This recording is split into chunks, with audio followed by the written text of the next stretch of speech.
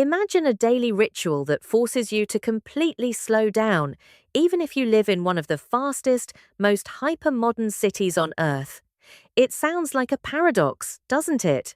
It really does.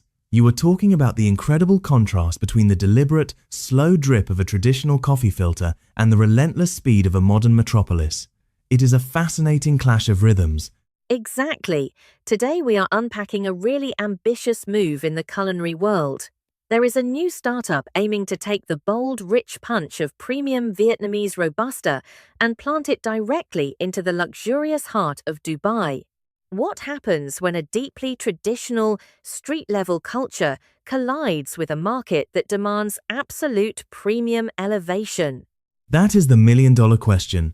Dubai is the ultimate global melting pot. The people there are constantly hunting for the next elevated experience. But Vietnamese coffee is not just a quick caffeine hit, it is an entire cultural philosophy. Taking iconic drinks like traditional iced milk coffee or artisanal egg coffee and introducing them to an international, high-end audience is a massive challenge. You cannot just import the beans and expect it to work. You have to translate the soul of the drink. Which brings up a really interesting tension. How do you commercialize a fiercely authentic tradition without turning it into a superficial gimmick? It seems like this startup realizes that the secret ingredient isn't just the coffee itself, but the human expertise behind it. Spot on. That is why they are currently launching a global search for a highly specialized coffee consultant or a master barista.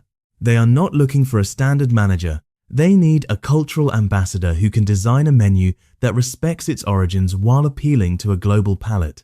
And more importantly, this expert has to be willing to pack their bags, travel to the UAE, and train the local staff from the ground up. Teaching the muscle memory, the exact pour, the perfect ratio of condensed milk, it is almost like choreographing a ballet. But it makes you wonder about the broader social impact of exporting culture. When we take a hyper-local tradition and place it on a luxury global stage, do we elevate its value, or do we risk losing the gritty authenticity that made it special in the first place? That is the profound tightrope of globalization. If done poorly, it becomes a caricature, but if guided by the right visionary, it builds a genuine bridge between two completely different worlds. It elevates the farmers, the history, and the craft, giving it the global respect it truly deserves. So this is essentially a call to arms for the purists out there. If there is a coffee master listening who is ready to take this slow-brewed art form to the desert, their stage is waiting.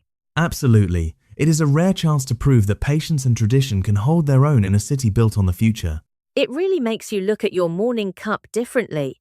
What other quiet local traditions are just waiting for the right moment to capture the world's attention? As the world gets smaller, our craving for authentic depth only grows. We will leave you pondering that today.